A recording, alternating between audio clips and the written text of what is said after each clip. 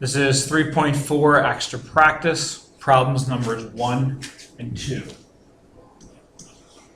Problem number 1, the position function is given by s of t is equal to 3t to the third minus 30t squared plus 64t plus 57.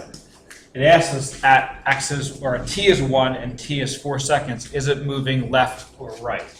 So if we're moving left or right, that is a direction, and direction is based off of velocity. Remember, velocity, which is the first derivative you get, is 9t squared minus 60t plus 64. That dictates for us whether something is moving left or right. And we know that because velocity has two parts. It has speed, that's a numerical value, and it has direction. If it's positive, it's going to the right. If it's negative, it's going to the left. So what I'm going to do here is take my time as 1, v is 1, I plug it into my equation, and I end up with 13 feet per second. And I do the same thing with the 4 seconds, find v of 4, I plug it in, and this time I get negative 32 feet per second. So at 1 second, it is moving to the right. That is the answer for 1 second. It's moving to the right because it is a positive. At 4 seconds, it is moving to the left. It is moving to the left because it is a negative. Question number 2.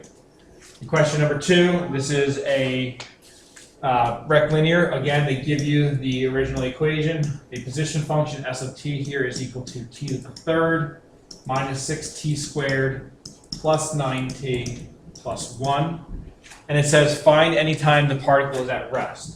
So at rest, that dictates whether it's moving or not. If it's at rest, that means it is not moving. So the speed is 0. Speed deals with velocity, so I'm going to take my derivative to get my velocity equation here. That's 3t squared minus 12t plus 9. And since it is at rest, I want it to be set equal to 0.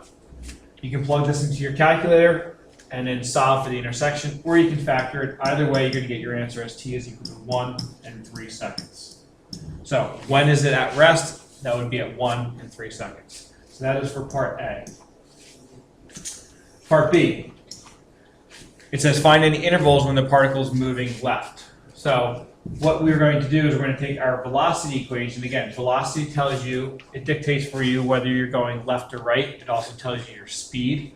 We know we're turning around at 1 and 3 seconds. Remember, to find the turnaround point, you set velocity equal to 0. We did that, we got 1 and 3 seconds. So we know we're switching from left to right or right to left at 1 and 3 seconds.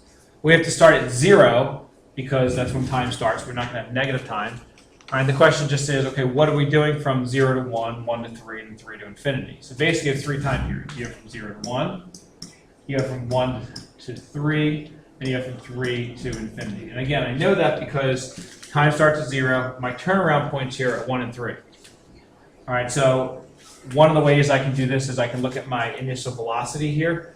All right, initial velocity, you would take 0 and plug it in. If I plugged it in, I would get 9. So in the beginning, I'm going right. So this I'm going to the right. Since 1 is a turnaround point, that means I now begin to go to the left. And then 3 is a turnaround point, so I begin to go to the right again. So when the answer here is from 1 to 3, okay, with parentheses, because at 1 and 3 you're actually turning around.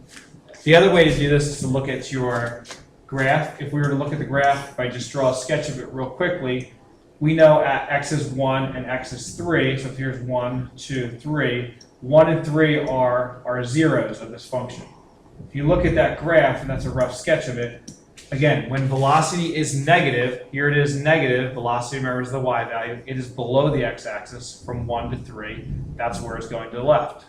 From 0 to 1 is above, it's positive, it's going to the right. From 3 to infinity, it would be going to the right again. All right, letter C.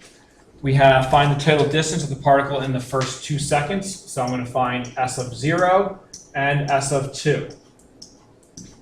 And what I need to do is, since it's total distance, I need to find out any turnaround points. So I'm going to take the velocity. I'm going to set that equal to 0. So this is 3t squared minus 12t plus 9 set equal to 0. Again, we already did this right here. So our answer is just 1 and 3 seconds. So it turns around at 1 and 3 seconds. Only 1 is between 0 and 2, so that's the only one I'm going to use. All right, you take those three numbers, 0, 1, and 2, plug it into your position, and you get 1, 5, and 3. So that means I went from 1 to 5, that's 4 feet. Then I went from 5 to 3, that's 2 feet. It's not -2, so going positive. These two numbers combined together here is going to give me a total of 6 feet is how far we moved from 0 to 2 seconds. Letter D.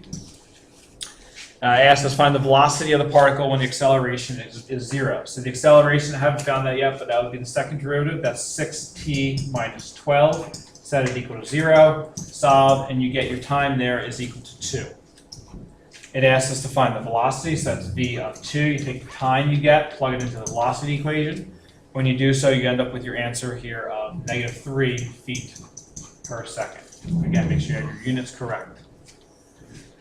Last we're going to have is letter E. Letter E says find the displacement of the particle after 6 seconds. So letter E, displacement, S of 0, S of 6. Again, S of 0, take the 0, plug it into the original, you get 1.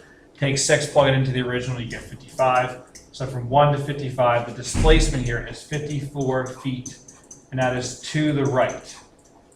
It's to the right because we went from 1 to 55, and 55 is to the right of 1.